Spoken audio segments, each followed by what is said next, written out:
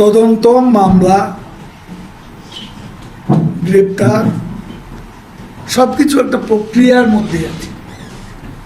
এটা একটা প্রক্রিয়া।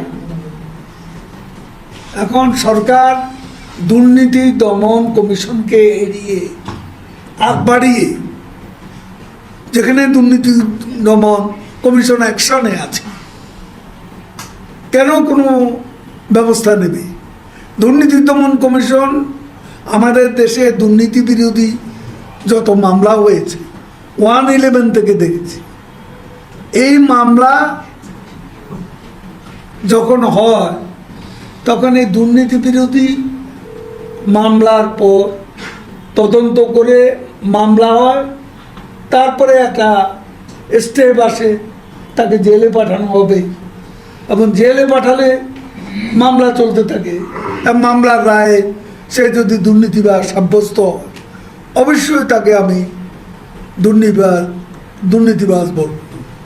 এখানে কথা একটা, সেটা হচ্ছে যে এই দেশে 75 পরবর্তীকালে কোনো শাসক, কোনো সরকার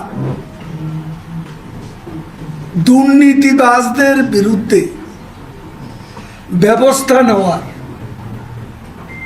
সৎসাহস দেখাতে পারেনি। শেখ হাসিনা সরকার সেটা দেখিয়েছে। আমার দুর্নীতির বিরুদ্ধে সরকারের দৃষ্টিভঙ্গিটা কি? সরকার কি চায়?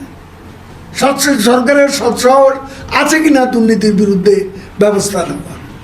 আপনি বিএনপি আমলে আজকে বড় বড় কথা বলেন ফখরুল সাহেবরা, বিএনপি আমলে কি একটা দুর্নীতির কেস তারা নিজেদের দলের লোকলে ধরেছেন, কারো বিচার করেছেন, কেউ শাস্তি পেয়েছেন? সেটা হলো বড় কথা। ব্যক্তি দুর্নীতি করতে পারে, দুর্নীতি করার পর সেই দুর্নীতির ব্যাপারে সরকারের দৃষ্টিভঙ্গিটা কি সেটা দেখতে হবে। সরকার বিচার করতে চায় কিনা, দুর্নীতির বিরুদ্ধে সরকারের টলারেন্সের মাত্রাটা কি, সেটা হলো বড় প্রশ্ন।